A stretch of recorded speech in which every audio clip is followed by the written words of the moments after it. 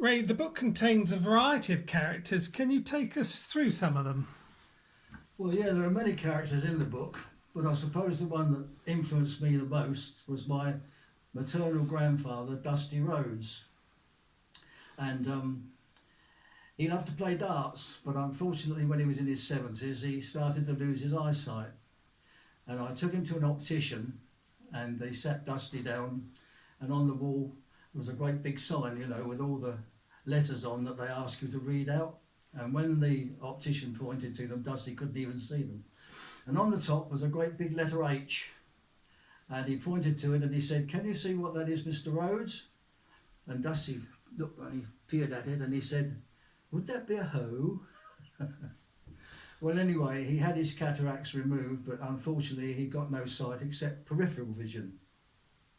But that didn't deter him, because he found out that there was a job going down at the council offices for a school crossing keeper.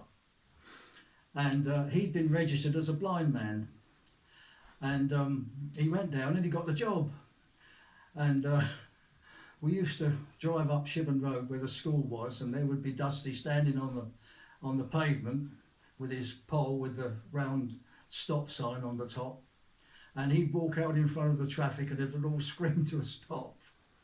And the kids loved him. They used to take him presents and everything, but I don't know how long that he did it for, but it was just as well that the traffic wasn't as bad as it is today.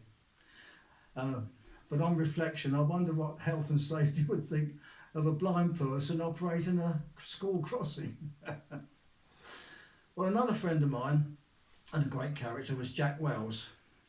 And Jack had been a flight engineer in the war, and he was overweight, and at 50 years old he thought he'd take up skiing. So I took him up to Bromley to Pindy Sports. They had a big warehouse there and an indoor dry ski slope, and it was a scaffolding with wooden planks laid on to make the slope, and on top of that there were these nylon brush mats. And this Norwegian instructor was teaching Jack to snowplough. That's how you go slowly down the hill. And you had to put your skis in front of you in a V shape. Well, skis were much longer in those days, and Jack could never keep them in the V shape. They always kept closing together. Well, at the beginning, he couldn't start, so the instructor said, "Well, push off with your ski poles and, it'll take you down." Well, he did, but then the skis went together, so he went shooting off straight down this slope. Well, these ski poles, the long ones, he tried to stop by planting them, and one of them went through a knot in one of these wooden planks. And of course you had leather straps around your wrist that stopped you from losing the pole. So it pulled him back and he spun round and hit the scaffolding, and he carried on down, and there were two other people gradually going down in front of him. He demolished them and they all finished up in a pile at the bottom.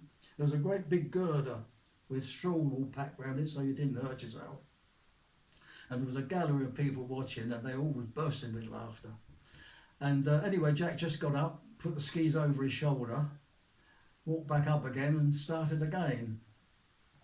When he came out to Switzerland, I was staying at Riederalp. That's a little village at the end of the Rhone Valley. It's 6,000 feet up overlooking the Alitz Glacier. Very steep. And of course there were no snowplows and things in those days, or snow making machines or anything like that. You had to just make your own way down. And Jack launched himself off one day, and I saw him going down, and there was a big hump. And he took off over this hump like a Boeing 707. And he came down and he plunged straight into a big snowbank. And of course all the snow fell on top of him, and all I could see was Jack's feet and the skis sticking out. So I skied down and pulled him out, and he always said I saved his life, because with these sticks anchored in the snowbank, he couldn't breathe and he was suffocating. And that was just another one of the characters. There are many in the book, and I'll leave it for you. I hope you'll buy it and read all about them.